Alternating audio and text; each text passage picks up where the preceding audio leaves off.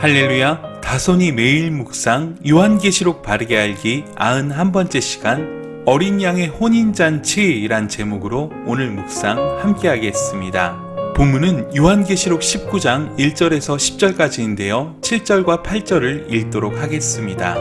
우리가 즐거워하고 크게 기뻐하며 그에게 영광을 돌리세 어린 양의 혼인 기약이 이르렀고 그의 아내가 자신을 준비하였으므로 그에게 빛나고 깨끗한 세마포 옷을 입도록 허락하셨으니 이 세마포 옷은 성도들의 옳은 행실이로다 하더라. 아멘.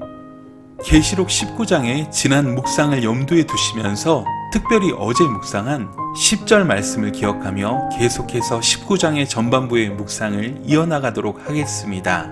자, 이제 6절 이하의 두 번째 단락으로 가보겠습니다. 두 번째 단락은 보좌에서 울려 퍼진 음성으로부터 시작되었습니다. 하나님의 종들 곧 그를 경외하는 너희들아 작은 자나 큰 자나 우리 하나님께 찬송하라고 요청합니다. 하나님께서는 하나님을 경외하는 사람들이 찬양의 삶을 살길 원하십니다. 찬양은 은혜를 누리는 성도들만이 할 수 있는 것입니다. 찬양을 누리지 못하는 것은 불행한 일입니다. 그 요청에 성도들이 화답한 이야기가 6절 이하입니다. 즉 하나님의 신실한 성도들은 찬양하라는 하나님의 말씀에 순종하고 있더라는 것입니다. 6절의 수식어들은 1절의 허다한 무리의 큰 음성에다 옷을 더 입혀놓은 것에 불과합니다. 여기 허다한 무리의 음성 또는 많은 물소리, 큰 우레소리는 이들의 찬양 소리가 더욱 크고 힘이 있어졌다는 것을 말해줄 뿐입니다. 믿음으로 승리한 사람들, 이 땅에서 순결한 삶을 살았던 신실한 그리스도인들이 찬양하는 것입니다. 그들이 무엇을 찬양합니까? 이번에는 내용이 심판이 아닙니다. 첫째는 하나님이 통치하시고 있다는 것에 대해 찬양합니다. 하나님의 의로운 통치가 이루어지고 있다는 것입니다. 여러분, 이것을 믿는 것이 중요합니다. 지금도 하나님의 의로운 통치가 계속되고 있습니다. 이것을 믿으십시오. 그러면서 7절입니다. 우리가 크게 기뻐하며 그에게 영광을 돌리자고 말합니다. 그 이유가 무엇입니까? 어린 양의 혼인 계약이 이르렀고 그의 아내가 자신을 준비하였기 때문입니다. 이것이 본문의 핵심입니다. 아주 중요한 내용이기 때문에 주의해서 보실 필요가 있습니다. 일단 어린 양의 혼인 계약이 이르렀다는 말씀부터 정확히 이해할 필요가 있습니다. 일단 어린 양은 예수 그리스도를 지칭한다는 것을 알 수 있습니다. 그렇다면 그 예수 그리스도의 혼인잔치라는 말이 무엇을 의미합니까? 이것은 유대인들의 결혼식에서 세 단계를 염두에 두어야 이해할 수 있습니다. 처음에는 양가가 그 결합에 합의합니다. 다음으로 약혼이 이루어져 혼인을 선포합니다. 이때 두 사람이 공식적으로 결혼할 것이란 약혼이 되는 것입니다. 유대인들 사회에서 이 약혼은 오늘날 우리가 생각하는 약혼보다 훨씬 구속력이 강했습니다. 이들의 관계는 죽음이나 이혼을 통해서만 끊어질 수 있는 관계가 되는 것입니다. 바로 이 기간이 오늘날 교회가 광야에 있는 기간입니다. 다시 말해 혼인 계약은 결혼날이 다가왔다는 말씀인 것입니다. 그러니까 약혼을 하고 결혼을 기다리는 기간이 요한계시록에서의 1260일 혹은 한때, 두때, 반때, 42달의 기간이란 말씀입니다. 그런데 이 혼인에 있어서 가장 중요한 것은 신부가 준비되었느냐는 것입니다. 혼인 계약이 이르렀는데 신부가 준비되어 있지 않으면 혼인이 될 수 없지 않습니까?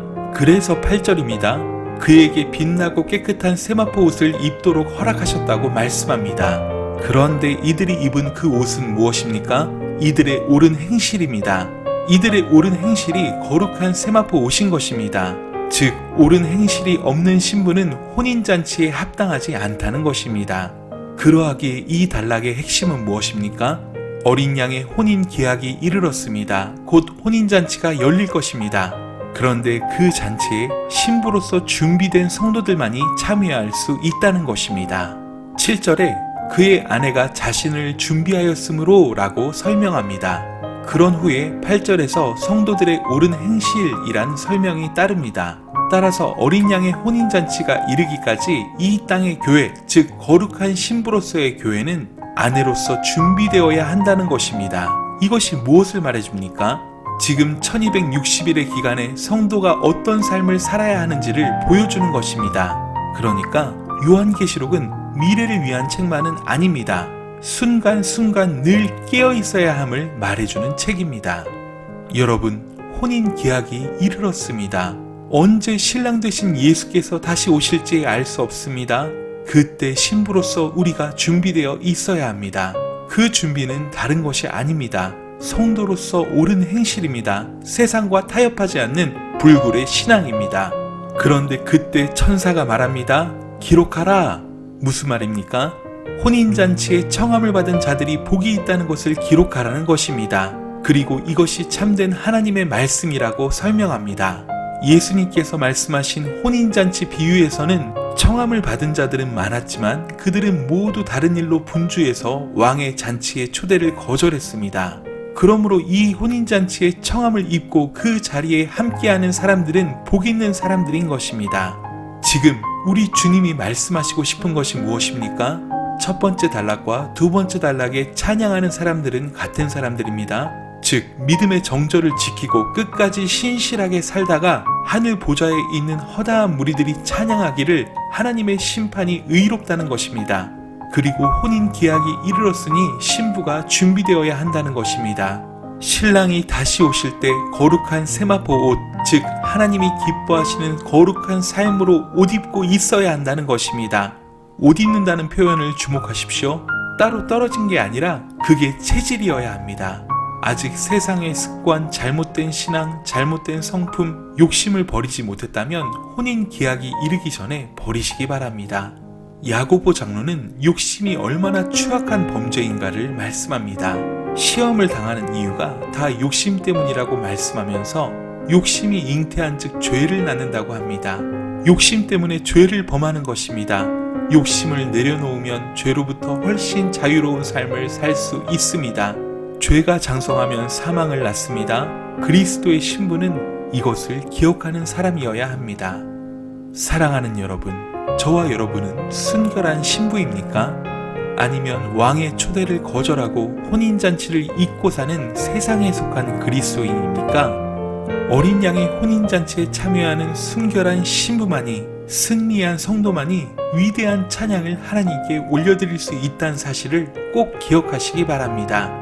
이 아침에 한번 질문에 진지하게 고민해 보면서 우리의 삶의 방식을 주님이 원하시는 방향으로 바꾸는 그러한 은혜가 있으시길 간절히 소원합니다. 오늘 하루도 강하고 담대하여 승리하세요. 사랑하고 축복합니다. 샬롬.